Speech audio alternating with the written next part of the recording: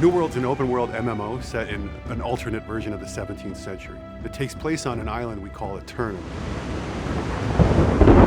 It's a place of legend. It's a land of power and of treasure. It's a place where your choices matter.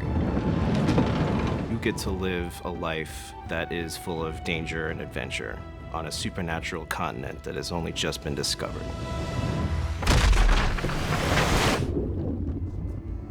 We wanted to build this version of a haunted Eden. We wanted beautiful, picturesque landscapes with danger around every turn. There's these hints of supernatural and these things that show you're not really anywhere you've ever seen before. Contrast is something that we really want players to feel as they move around the world. Every space they enter feels different and special from the space behind it. They feel like every hill they're going over, there's a new adventure. Not many people know too much about Aeternum yet. I think that's where you come in as a player.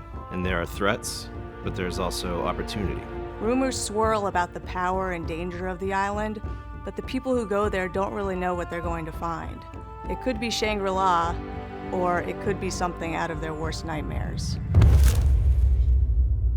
The thing that gives Aeternum this power and makes it supernatural and special is there's this mineral that runs below the earth. It's called Azoth, and it's known to have magical properties. Azoth can amplify things.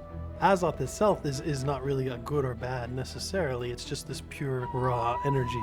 Azoth has power to change things. It makes things more beautiful. And deadly. Azoth is different for everyone who sees it or knows about it. For some, it's the fountain of youth.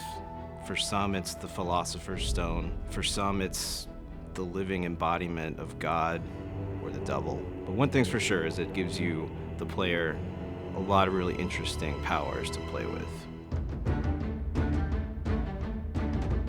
When players arrive in Aeternum, they find evidence of other civilizations having been trapped there throughout history. The whole world is open to you, and you're only limited by your skill and the difficulty of the enemies that you run into. It's completely classless, so you choose how you want to play by choosing the equipment, and the weapons you choose also defines your play style. Players will have a lot of freedom to choose what they do and how they do it. One of the fundamental tenets of New World has always been autonomy, and that manifests in every single system in the game. The game adapts to the player and their play style. Want to become the best blacksmith or the best sword fighter? The progression system supports that. They just have to keep doing what they do best. There's multiple settlements all over the world, and the corruption is always this invasive, aggressive force that's constantly trying to push back, trying to drive players out. The corrupted have massive armies growing in the north, and some of their influences are beginning to trickle down to the south, where players are trying to build their homes. And they have a very particular idea of how the power of Aeternum should be used. The world is going to push back against you in a couple of interesting ways. For one thing, as you grow more powerful and you head deeper into the world, obviously there's going to be resistance to come up and meet you.